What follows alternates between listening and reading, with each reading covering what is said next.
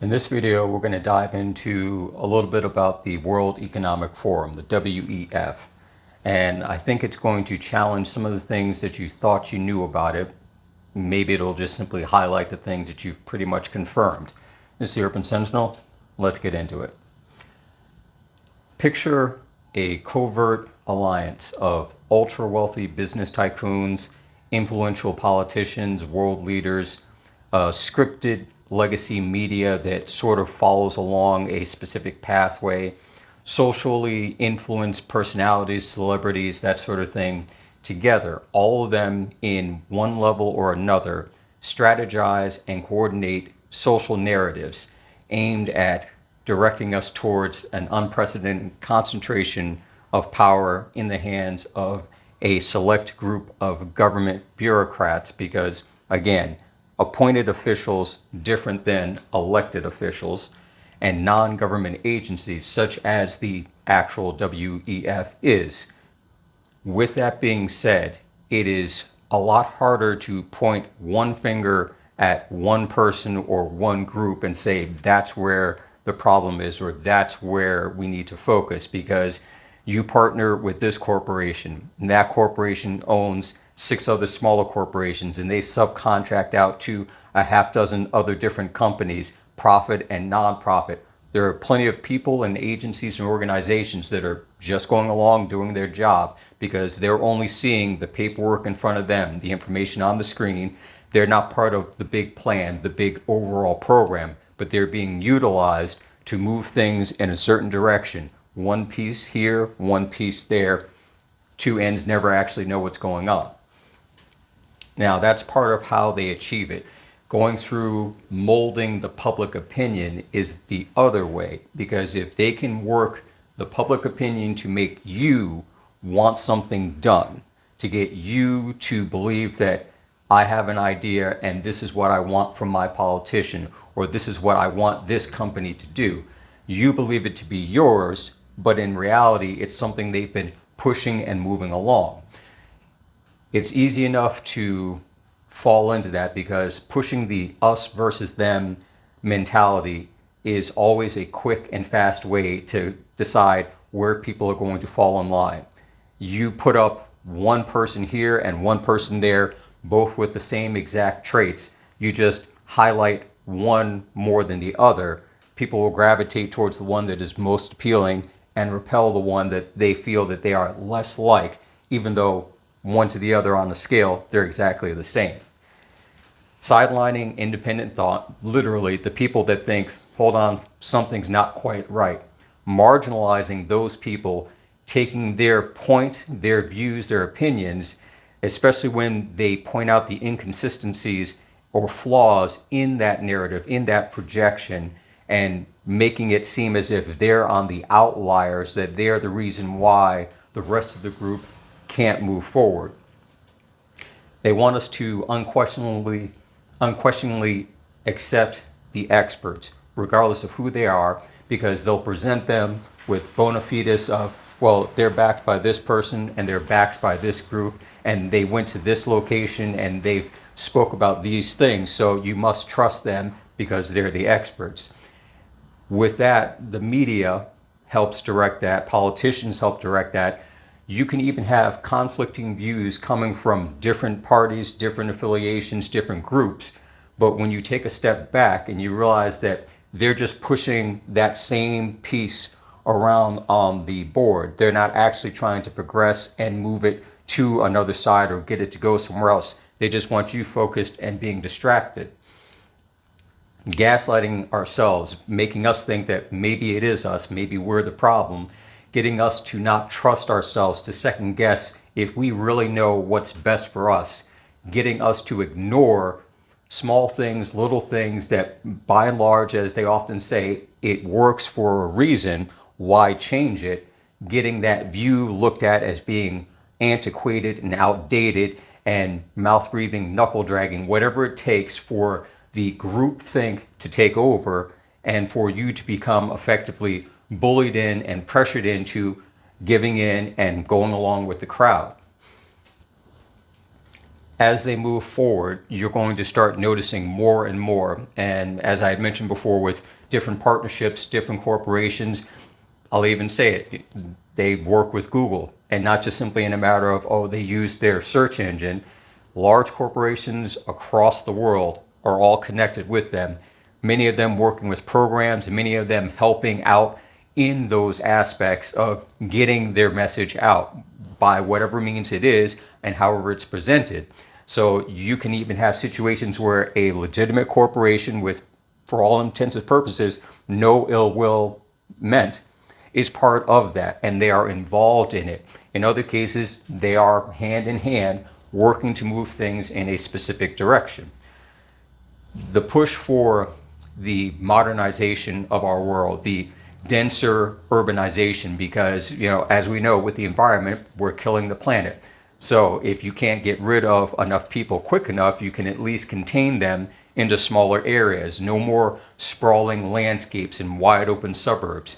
The push to bring people in to denser, more smart cities where you don't need a vehicle, where everything that you need, your grocery store, your school, your work, your job, your recreation, everything is all closed in, contained close together, so you have less to do on your own, and they can control where you go and what you do when you're there. Reducing the number of independent farms, reducing the amount of available farmland and arable land, taking control of that through numerous corporations and numerous nonprofit groups, or even private individual citizens that I'm sure many of you are aware of that own substantially large amounts of farmland and they are not farmers.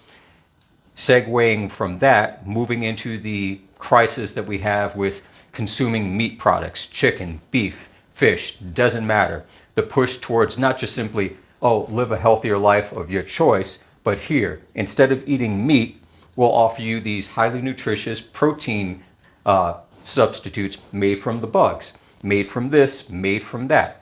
You don't get a choice because sooner or later, it's slowly going to be implemented a little bit at a time. And they may do the, haha, we fooled you by starting to put it in to the small bits of our food system as it is. Because as we all know, and only speaking in a general sense, the FDA doesn't always have a good track record of deciding what is good to go into a food product at an allowable level and what should not be in there at all. So it would not be a surprise that at some point something is not put on a label, but a product or an ingredient is placed in a food source, and then year after year, a little bit more, until either too many individual people speak up and go, something doesn't taste right, something doesn't look right, or the cat gets out, let out the bag, and we find out that, oh, they've been feeding this to us already with no care and no consent. With all of the current crises going on globally, you look at it, you spin the globe, you point your finger on a map, and you're bound to come up someplace that's in the middle of a civil war, in the middle of a depression, in the middle of a revolution, in the middle of a minor conflict or a major conflict, in the middle of a famine, in the middle of a great exodus and migration from who knows what. People moving here, moving there, shifting all across the place. It gets very difficult. It's like a 3-card Monte to try to figure out where that red card is. And to one extent, it won't matter because all of that chaos that's going on is still part of the plan. You want to get people distracted. You want to get people panicked. You want people to make an impromptu, immediate decision without carefully thinking how this will play out, not just tomorrow or next month or next year, but over the course of the rest of my life or my children's life, 15, 20 years down the road. All of that builds and moves everything in the direction where they're taking more control, because when you have a crisis and you have chaos, you want someone to take charge. If you don't have faith in your government, then some private corporation or some figurehead that you recognize that you think that's a good person, they step in to help out, then you think everything's taken care of. And then they help a little bit more. And then they say, well, my friends want to help too. And another company comes in, or another face that you know, a big name that you know comes in, and it keeps on spreading. Soon it gets to the point where almost like if you look at certain regions in the world, companies own buildings, but not for the company use. They just own the building and put their name up there. So it might be an office building, it might be an apartment building, and people refer to it by that company's name. That's kind of what you'll see. You'll start to see project cities, project housing, project farmland, educational centers, where public schools slowly start to morph from public schools paid for by taxes for the municipality that it serves to regional schools no longer funded by a county or a state, but by private corporations. And to one extent, our American history started that way, especially during the industrial era and the railroad times. You had railroad companies, you had oil companies, you had all these other places. They would build the schools, they would pay for the teachers, they would pay for the education because they wanted the workers nearby to do the work and then train the children to basically take over or do other jobs that would help support the industry around it. And that went on for decades, entire generations worth, where you had schools run like that. And slowly, as towns got bigger and cities got bigger, and they, of course, start bringing in tax money, they start to take over that, and businesses went elsewhere. You're going to see a shift. You're going to see more private corporations coming in, providing the funding, providing the physical buildings, providing the internet access and the computers and all the things that all the schools want to have but never have the money, because it has to come from the taxpayers who, as much as they want to have educated children, they want to put a timeout on certain things because at a certain point you can only bleed a stone so much. You're going to see that start to increase. You're going to see the changes in the policies that we have when it comes to everything. Everything from what you as an individual homeowner or even a renter can do, what you as a person just going about your business, where you go, what you do, how you want to live your life. All those things may at first be highlighted to the negative, the bad things, the things that most people can say, maybe, not so much. But that small acquiescence to that leads to people conceding on the next thing, and then the next thing, and then it gets to, well, not for me, but for them, that's fine.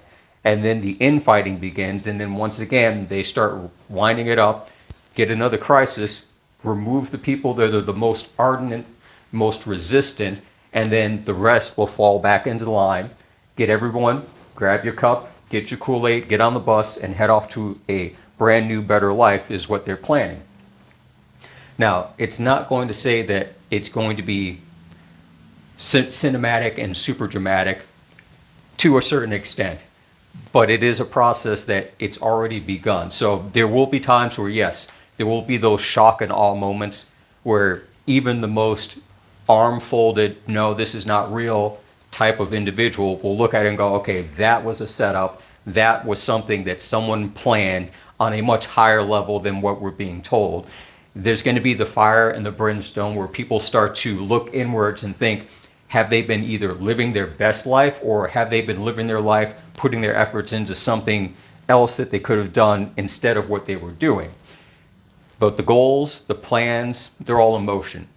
They're all in motion. And right now it is at a point where we are going to be seeing so many things going on that you won't have time to sit back and really look at the board and say, this is connected to that, and that was the cause of this, and these two, and you try to figure it out, and maybe you do. Maybe you see that aha moment. Other times, maybe that space stays blank until something else happens, and then you realize that, boom, that's what it was. It might be last month, it might be 3 years ago, it might be something that happens 3 months, 4 months down the road. All these things start building up, but where we're at today, moving forward, again, it's picking up momentum, and it's something to be concerned about, because I feel that, from my own personal view, I feel that we're going to start to see more talking heads on the TVs. We're going to see more people telling us that we have a better way to do things, we have a better way to live if everyone would just cooperate, or if people would just go along with the plan. And then once again, it leads to stand in that line, grab that Kool-Aid, take a swig, hop on that bus, and you see what happens to you. But that's all I got for now. So again, keep that in mind. Start looking back through the history and start looking forward at the parallels between the two. And you'll start to see some of the similarities. You'll start to see that there are parallels. Nothing is ever exact, but there are parallels to a lot of things that are going on that have been building up and building up. And again, some of it is pure trial and error. You try it one way, it doesn't work. You try it a different way. If anyone's ever fished, anyone's ever hunted, you try one type of bait, one type of lure, you try one type of trap, you try one location to put a stand up. If that doesn't work, you try something else. But sooner or later, you're going to catch the game that you're looking for. And that's what that is. It's a matter of them putting out the right bait, seeing who goes for it, and then pulling them in. Setting up the right trap, seeing who they can catch in there, and get them out of there. Catch you in the next one.